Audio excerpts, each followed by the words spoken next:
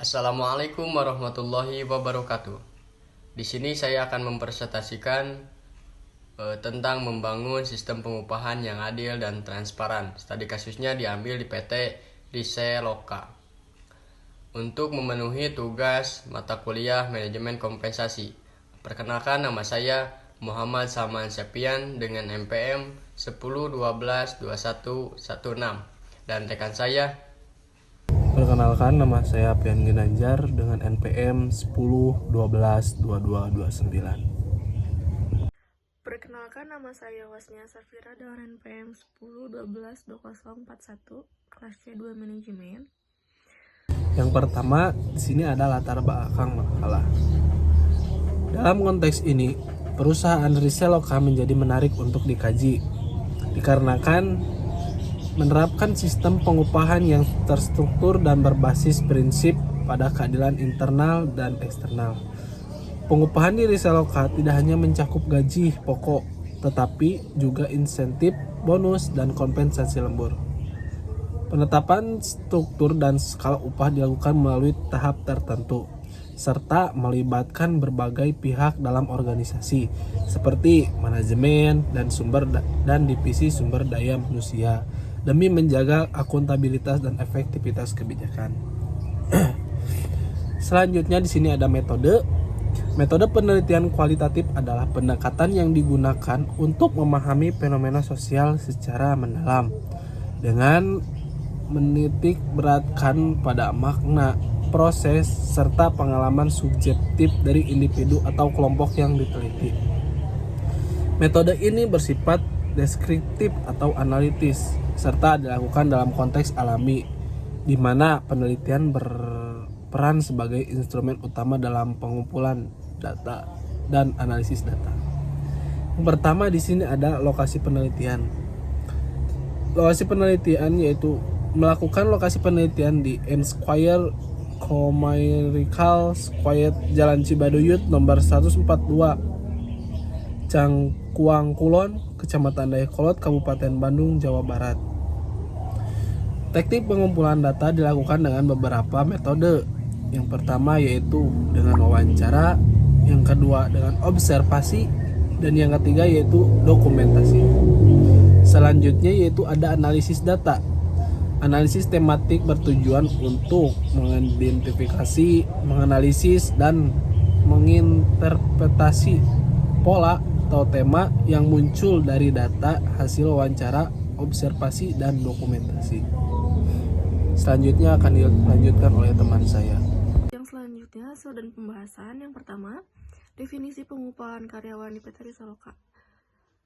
Sistem pengupahan karyawan di PT Riseloka didasarkan pada perjanjian kerja yang telah disepakati antara pihak perusahaan dan karyawan. Dalam perjanjian tersebut ditetapkan bahwa karyawan yang bekerja secara penuh selama 1 bulan kalender akan menerima upah sebesar Rp2.500.000. Selanjutnya yang kedua, kebijakan khusus pengupahan berdasarkan bagian di PT Riseloka. PT Riseloka menerapkan kebijakan pengupahan yang bersifat khusus dan disesuaikan dengan karakteristik serta kompleksitas masing-masing divisi atau bagian kerja. Ketiga, kebijakan pemberian insentif dan bonus di PT Riseloka. PT Riseloka menerapkan sistem pemberian insentif dan bonus sebagai bentuk apresiasi atas kinerja, kedisiplinan, dan loyalitas karyawan dalam melaksanakan tugasnya. Selanjutnya, kebijakan perhitungan dan pemberian lembur di PT Riseloka. PT Riseloka memiliki kebijakan khusus terkait pelaksanaan dan perhitungan lembur bagi karyawan yang bekerja di luar jam kerja normal. Kebijakan ini bertujuan untuk memberikan kompensasi yang adil dan layak atas tambahan waktu dan tenaga yang diberikan oleh karyawan demi mendukung kelancaran operasional perusahaan. Baik, selanjutnya hasil dan pembahasan poin kelima. Pihak yang terlibat dalam penyusunan struktur dan skala upah di PT Riseloka. Penyusunan struktur dan skala upah di PT Riseloka merupakan proses strategis yang dilakukan dengan penuh pertimbangan guna memastikan sistem pengupahan yang adil, kompetitif, dan sesuai dengan kondisi internal perusahaan serta perkembangan pasar tenaga kerja. Selanjutnya, poin yang keenam, respon karyawan di PT Risoloka terhadap sistem pengupahan yang struktur. Dalam pelaksanaan sistem pengupahan di PT Risoloka, respon karyawan secara umum menunjukkan tingkat penerimaan yang positif. Hal ini disebabkan oleh keterpaduan kebijakan pengupahan yang telah disusun serta terstruktur dan transparan, serta selaras dengan standar operasional prosedur atau yang disebut SOP yang telah diterapkan secara bersama. Selanjutnya, poin yang ketujuh yaitu dasar hukum dan penerapan struktur serta skala upah di PT Risoloka. Dalam menyusun dan menerapkan struktur serta skala upah di PT Risoloka berupaya mengikuti ketentuan peraturan perundang-undangan yang berlaku di Indonesia. Salah satu dasar hukum utama yang menjadi acuan dalam kebijakan pengupahan yaitu Peraturan Pemerintah Republik Indonesia Nomor 36 Tahun 2021 tentang pengupahan, yang merupakan turunan dari Undang-Undang Nomor 11 Tahun 2020 tentang Cipta Kerja. Ini hasil dokumentasi kami waktu mewawancarai HRD PT Risoloka.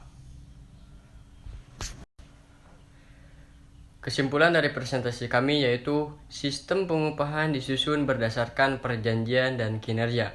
Pengupahan di PT Risoloka dilakukan berdasarkan kesepakatan antara perusahaan dan karyawan dengan mempertimbangkan jumlah hari kerja dan tingkat kehadiran. Karyawan yang bekerja secara penuh akan menerima gaji penuh, sedangkan ketidakhadiran akan mengakibatkan pemotongan gaji secara proporsional. Baik, sekian yang dapat kami presentasikan dan kami sampaikan. Mohon maaf bila mana banyak kekurangan dan kesalahan. Terima kasih banyak. Wabillahi taufiq wal hidayah. Wassalamualaikum warahmatullahi wabarakatuh.